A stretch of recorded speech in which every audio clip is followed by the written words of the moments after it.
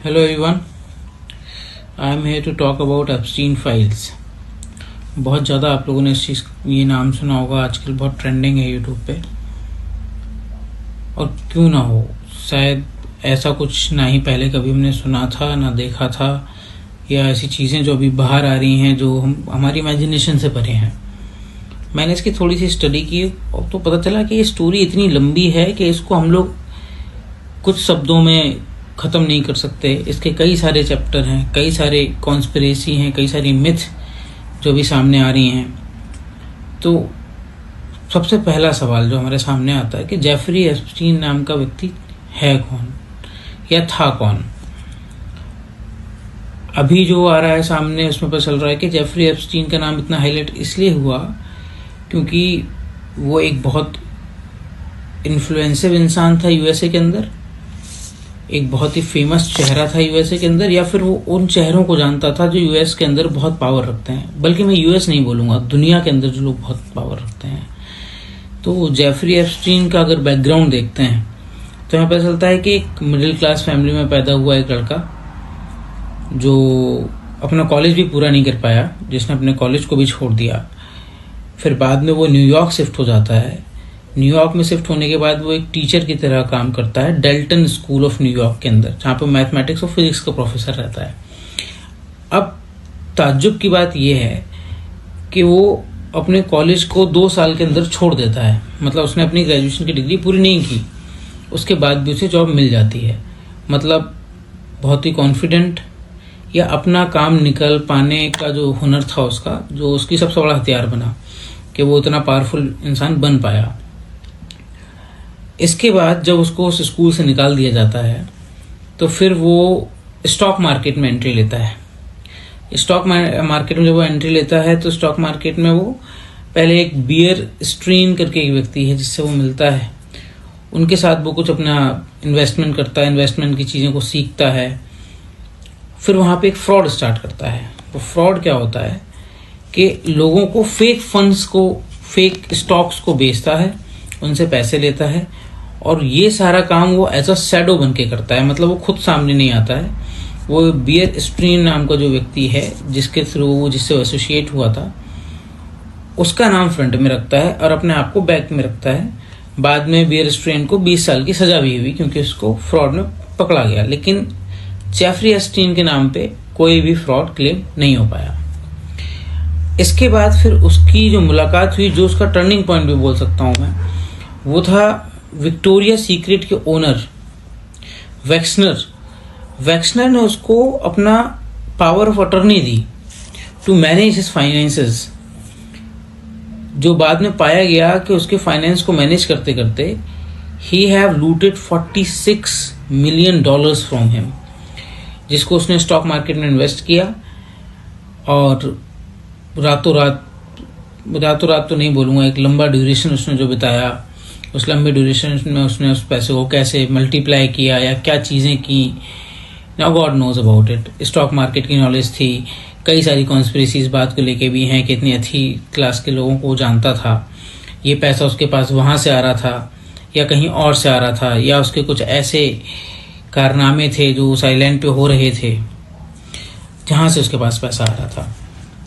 अच्छा, अब यहाँ से इसमें ये इतने इन्फ्लुएंसिव लोगों से मिल कैसे पाया? तो इसके साथ में एक लेडी थी, इसका नाम था गिस्लीन मैक्सवेल। नाउ ये गिस्लीन मैक्सवेल कौन है? गिस्लीन मैक्सवेल का हम बैकग्राउंड उठा के देखते हैं। ये दोनों ही बराबर के ही पीडिएटर हैं, ये दोनों ही बराबर के ही कल्प्रेट हैं, या दरिंदे राक्षस क्या बोले इनको, ये दोनों बराबर के हिस्सेदार हैं इसमें। केवल मैक्सवेल या केवल जेफरी नहीं, इन दोनों के मिली भगत ने बहुत बड़ा खेल किया। तो गिस्लीन मैक्सवेल का जो बैकग्राउंड है वो ये है कि वो एक बहुत ही फेमस बिजनेस टाइकून या media house tycoon Robert Maxwell की बेटी थी, जो कि यूके से थे।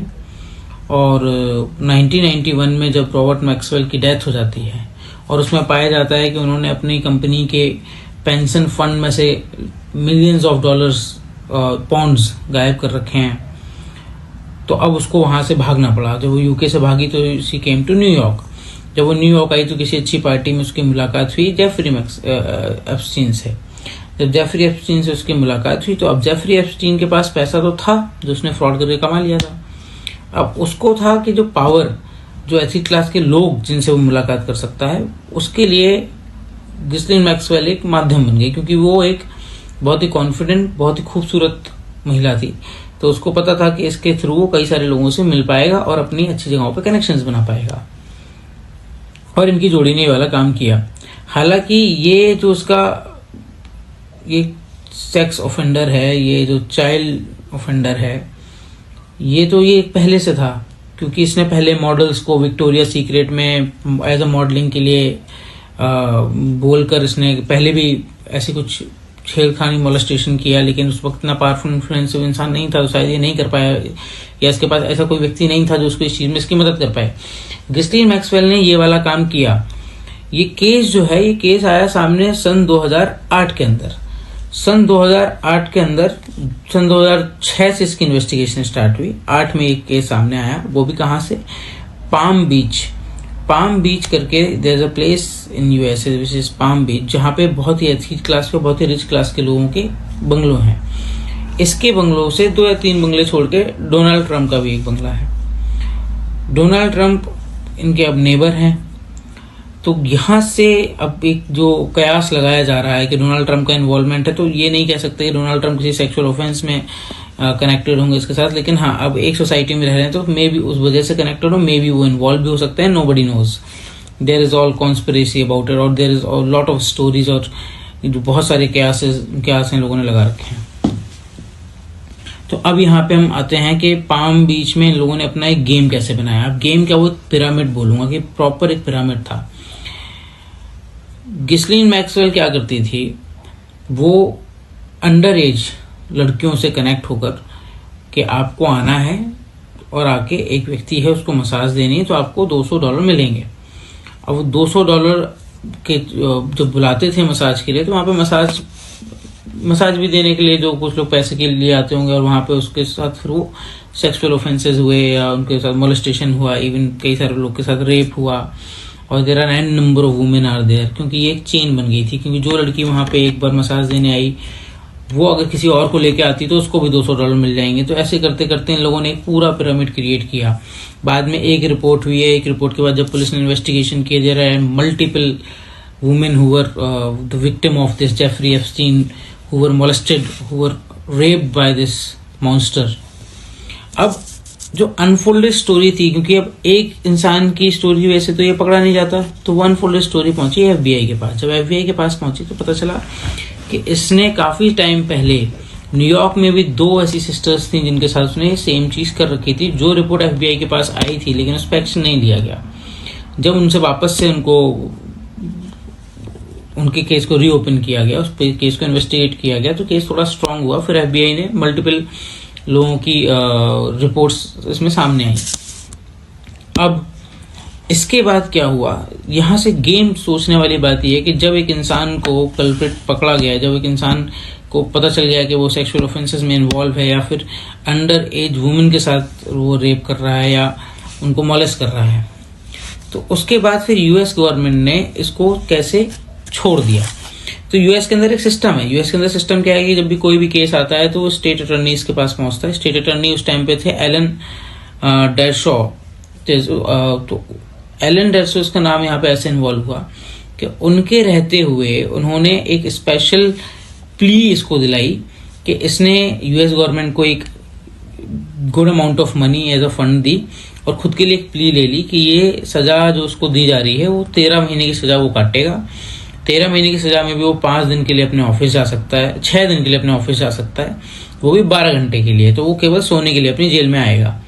इस टाइप की चीज, जो इतना बड़ा लूपोल है एक लीगल डिपार्टमेंट के अंदर, जो उसने उसका पूरा फायदा उठाते हुए उसने यूएस गवर्नमेंट को अच्छी तरह बेवकूफ बनाया। अब इसके बाद यहाँ पे रुका नहीं, उसको ये समझ में आ चुका था मेरा तो कुछ नहीं हो सकता, क्योंकि मैं तो बहुत बड़े बड़े लोगों से कनेक्टेड हूँ। कई लोगों का कहना है 2008 में भी स्टेट अटॉर्नी के पास कॉल आया था, वो भी कहाँ से, व्हाइट हाउस से कॉल आया था। अब ये हो सकता है कॉन्स्पिरेसी, हो सकता है ये सच हो। और कई लोगों ने बताया कि वो एक बहुत बड़ा असेट है। असेट कैसे, कि वो इन FBI का CIA का बहुत बड़ा एजेंट है।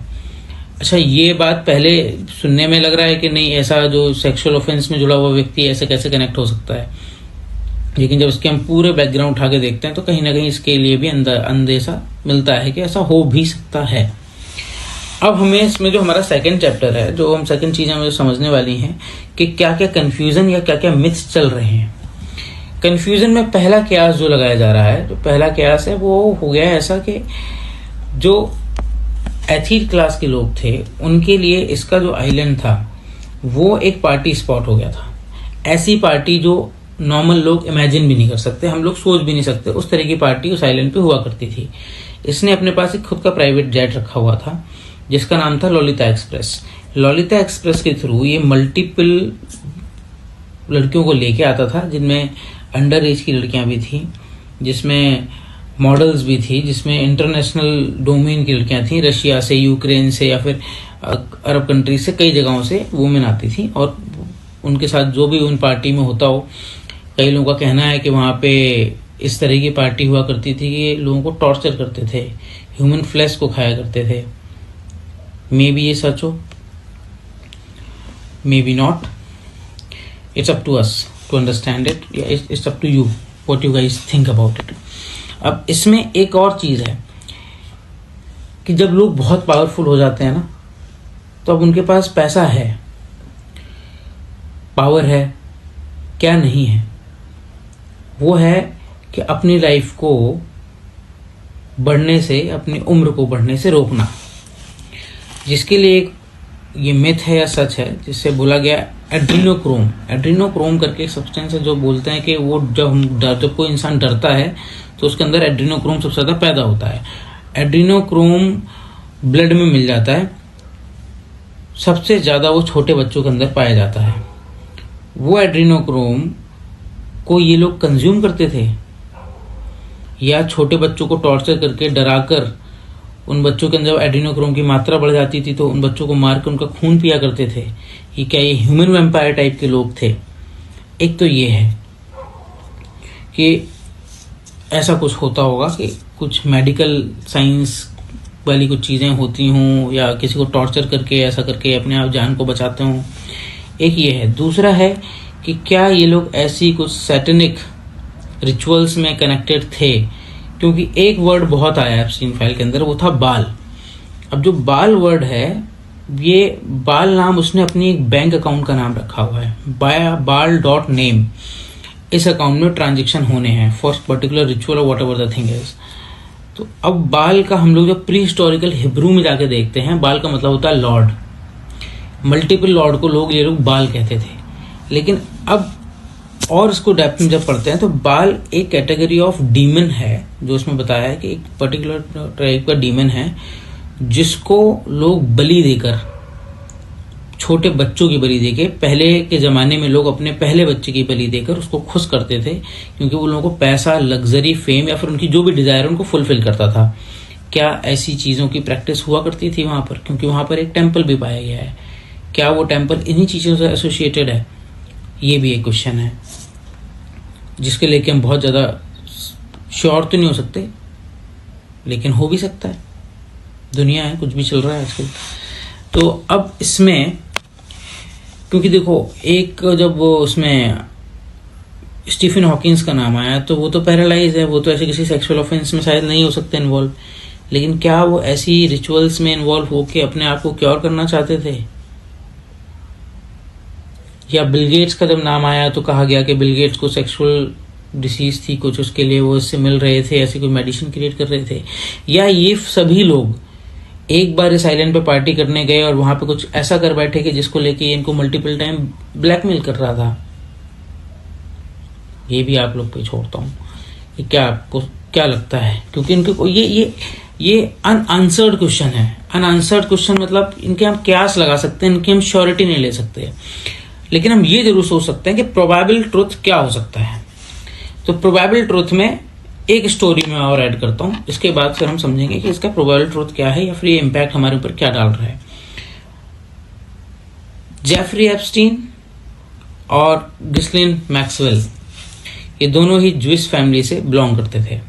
जो एक ही थर्ड स्टोरी जो बन के आ रही है, ये दोनों एक जूइश फैमिली से बिलोंग करते थे। जो गिस्लिन मैक्सवेल है, इसके फादर थे रॉबर्ट मैक्सवेल। रॉबर्ट मैक्सवेल को कहा जाता है कि वो एक साथ तीन सीक्रेट एजेंसीज के लिए एज एन एजेंट काम करते थे, जिसमें मोसाद का नाम आता है, CIA का नाम आता है और UK की कोई सीक्रेट एजेंसी उनका नाम आता है। ये 3 लोगों के लिए काम करते थे। और फिर एक कयास ये श्योरिटी इस चीज़ से मिल जाती है कि जब रॉबर्ट मैक्सवेल की डेथ हुई तो उनको कहाँ बरी किया गया। He was buried in this Olivia century which is situated in Jerusalem. फिर जब जेफरी एप्स्टीन की बात आती है तो पता चलता है कि जेफरी एप्स्टीन एहुद बराक करके जो former prime minister of Israel रहे उनसे कनेक्टेड थे। तो क्या जेफरी एप्स्टीन एक हाई प्रोफाइल सीक्रेट एजेंट थे इन सीक्रेट एजेंसीज के, जिसकी वजह से उनको इतने लोगों के साथ कनेक्ट जानबूझ के कराया गया, या इतना इन्फ्लुएंसिव इंसान वो इसलिए बना रहा है, इतना प्रोटेक्टिव वो इसलिए रहा because he was a very important asset for many countries, क्योंकि he was a power broker. वो मल्टीपल कंट्री के पावरफुल लोगों को जानता था, पावरफुल लीडर्स को जानता था।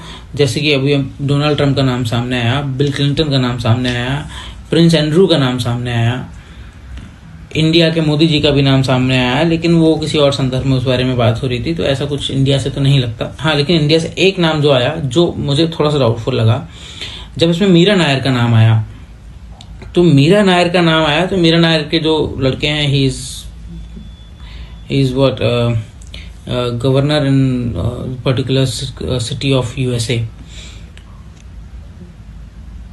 वो एक फाउंडेशन चलाती हैं, एक ट्रस्ट चलाती हैं, इसका नाम तो सलाम बालक ट्रस्ट, जो छोटी बच्चियों को के राइट्स के लिए काम करता था, उनको शेल्टर देता था, या छोटी बच्चियों को लेके एक वो NGO था। क्या इनके कनेक्शन हो सकते हैं जेफरी एप्स्टीन से? ये भी एक सवाल है जिस पे इन्वेस्टिगेशन करने की बिल्कुल ज़रूरत है। अगर गवर्नमेंट चाहे तो इन्वेस्टिगेशन करे, और नहीं चाहे तो फिर ये सारी स्टोरीज की तरह रह जाएंगी। तो अब प्रोबेबल ट्रूथ क्या निकल के आ रहा है? जो प्रोबेबल ट्रूथ निकल के आ रहा है, जो फाइल्स के अंदर जो बहुत ही हॉरिबल चीज़ें हमें जो देखने को मिल रही हैं, या हमें अनह्यूमन चीज़ें जो देखने को मिल रही हैं, ये क्या दिखाना चाहती है कि हमारी सोसाइटी या हमारा ह्यूमन ब्रेन अभी सबसे ज़्यादा ट्रेंडिंग में एप्स्टीन फाइल की चीज़ों को लोग देख रहे हैं, सबसे ज़्यादा गूगल पे सर्च उसको किया जा रहा है, सबसे ज़्यादा लोग उसको खरीद रहे हैं और जानना चाह रहे हैं, जो कि हमें नहीं करना चाहिए। क्योंकि सच कुछ भी हो, लेकिन जो पिक्चर सामने आ रही हैं वो हमारे दिमाग पे एक बहुत गलत इम्पैक्ट डाल रही हैं। ऐसा नहीं हो सकता। क्या ये इतने इन्फ्लुएंसर, इतने पावरफुल लोगों का जब नाम इसमें आ रहा है सामने, तो मैं तो मानता हूँ कि ये लोग चाहते तो इसको कभी रिलीज ही नहीं होने देते। ये एप्स्टीन फाइल एक्चुअली उस पूरी केस के अंदर जो चीज़ें हुई, या जितने भी एविडेंस आए वो हैं, ये उसको रिलीज कर दिया पब्लिक डोमेन में। ये तो एक क्योस क्रिएट कर सकता है। USA के अंदर क्योस हो रहा है इस बात को लेके, या दुनिया के अंदर हम ऐसी शैतानी चीज़ों को, ऐसी भयावह चीज़ों को बहुत आम करना चाह रहे हैं। क्या हम चाह रहे हैं कि लोगों को ह्यूमन फ्लैश खाना एक नॉर्मल चीज़ लग जाएगी? पहले भी तो ऐसा हुआ था। या ऐसी कोई प्लानिंग हो रही है कि लोग इसकी तरफ मॉल्ट हो जाएं, कि सैटेनिक पूजा करने से या सैटेनिक रिचुअल्स फॉलो करने से लोग पावरफुल हो रहे हैं, लोगों के पास पैसा आ रहा है? क्या ऐसी कोई चीज़ या ऐसी कोई सोच हमारे दिमाग में डाली जा रही है? ऐसी कोई सोच क्रिएट करने की कोशिश है? सबसे पहला काम तो यह है कि हमें इन फाइल्स को देखना बंद करना पड़ेगा। हमें नहीं जानना। दुनिया में बहुत राक्षस और भयावह लोग हैं। डार्क वेब के अंदर भी न जाने कैसी कैसी चीज़ें देखने को मिलती हैं, लेकिन ज़रूरी नहीं इन चीज़ों को हम खुरेदें। यहाँ अपने दिमाग के साथ खेलें, यहाँ अपने दिमाग को गलत कमांड दें। जब ये सब चीज़ें मैंने देखी तो मुझे समझ में आता है कि हमें वापस से उन चीज़ों की तरफ कनेक्ट होने की ज़रूरत है जो हमारी हैं। हमें भगवान की तरफ कनेक्ट होने की ज़रूरत है, हमें भी स्पिरिचुअलिटी की तरफ कनेक्ट होने की ज़रूरत है, हमें अपनी ह्यूमन साइड देखने की ज़रूरत है।